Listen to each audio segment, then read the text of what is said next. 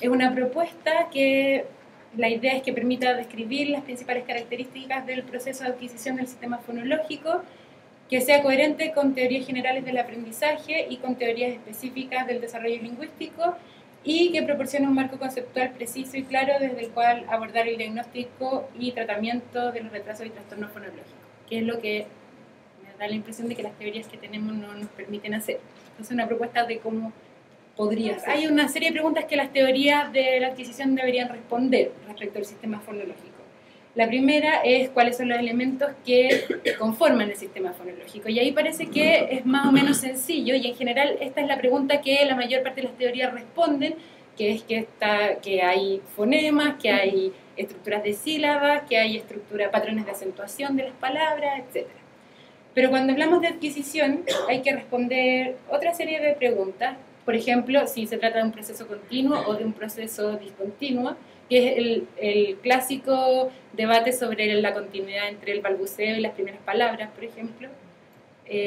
Si es que depende de la lengua en proceso de adquisición o no, si hay un proceso de adquisición universal o no, si es que está relacionado con otros niveles del desarrollo lingüístico, porque pareciera que pasa algo muy extraño con las teorías de la adquisición del sistema fonológico, que es que quedan fuera de la relación con el desarrollo lingüístico general. Pareciera que hay más relación entre las teorías que abordan el desarrollo gramatical con el desarrollo discursivo, o el desarrollo semántico con el desarrollo gramatical, pero el sistema fonológico queda un poco fuera de ese análisis y se explica de una manera diferente. Y pareciera que por eso hacía el comentario de la ponencia de Silvana, que en este campo las teorías innatistas siguen teniendo mucha fuerza, al menos en la explicación de los fenómenos que uno encuentra en el desarrollo de los niños. Bueno, esa es la siguiente pregunta: si se adquiere, si se desarrolla, si se aprende, porque esto de adquisición es un término vago, ¿cierto? No sé qué es adquirir. No compro el sistema fonológico, por lo tanto, o lo aprendo o se desarrolla a partir de algo.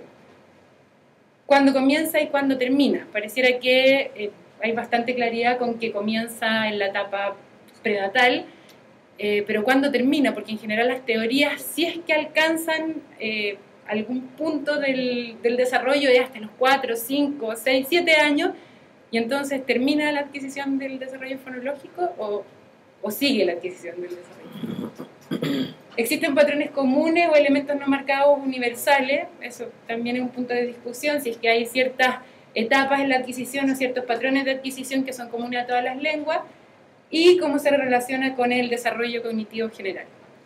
Una teoría que respondiera a todas esas preguntas podría recién preguntarse si es que existe un patrón de adquisición normal del sistema fonológico, cómo se estudia el desarrollo fonológico, si es que un proceso de aprendizaje, por ejemplo, no podemos estudiarlo con estudios transversales, tendríamos que hacer estudios longitudinales porque estamos analizando un desarrollo, ¿cierto? No un estado. Es lo mismo caracterizar el sistema fonológico del niño que describir el proceso de adquisición, es un poco la misma pregunta. Y si es posible establecer una tipología de las alteraciones del desarrollo fonológico y cómo podría hacerse. En general, las teorías que abordan más allá del primer año de vida, lo que hacen es responder la última pregunta y dar por hecho que tenemos respuesta a todas las demás.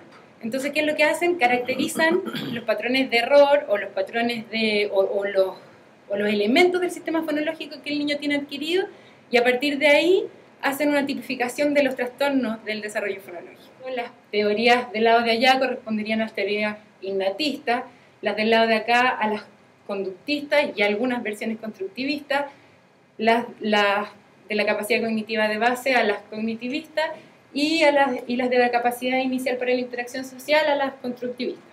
Pero esa es una esquematización donde la mayoría de las teorías no cabe 100%.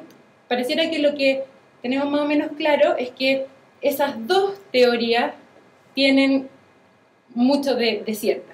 O sea, que hay una capacidad cognitiva de base y que hay una capacidad inicial para la interacción social. En síntesis de esos estudios, todos los niños de audición normal, porque obviamente estamos sacando del panorama todos los problemas orgánicos, reciben durante sus últimos meses de gestación información acerca de las características prosódicas del habla y son capaces de reconocer la voz de su madre inmediatamente después de nacer. La evolución durante los primeros meses de vida también es similar en todos los niños, pero depende de la lengua de exposición, o sea, de la interacción social. Además, pareciera que el desarrollo de la percepción lingüística depende de la experiencia, hay una sintonización con la lengua, hay claves que tienen que ver con la lengua de exposición o con la lengua que se está adquiriendo, pero esa experiencia es analizada a través de ciertas características cognitivas que le permiten al niño hacer eso. Las destrezas se basan en el conocimiento de elementos léxicos y estructuras gramaticales específicos. Obviamente, me parece a mí que en el nivel fonológico pasa lo mismo. El niño extrae ciertas conclusiones o aprende a hablar a partir de palabras y a partir de estructuras gramaticales y no aprende los sonidos de manera aislada. Esto se puede conectar con las teorías del aprendizaje constructivista que dicen que se aprende a través de la experiencia directa y a través de experiencias del aprendizaje mediado. La experiencia directa tiene que ver con las capacidades cognitivas de base y la experiencia de aprendizaje mediado con la interacción social, y que se enseña combinando el desarrollo manifiesto con el desarrollo potencial y estableciendo cuál es la zona de desarrollo próximo entre esos dos niveles.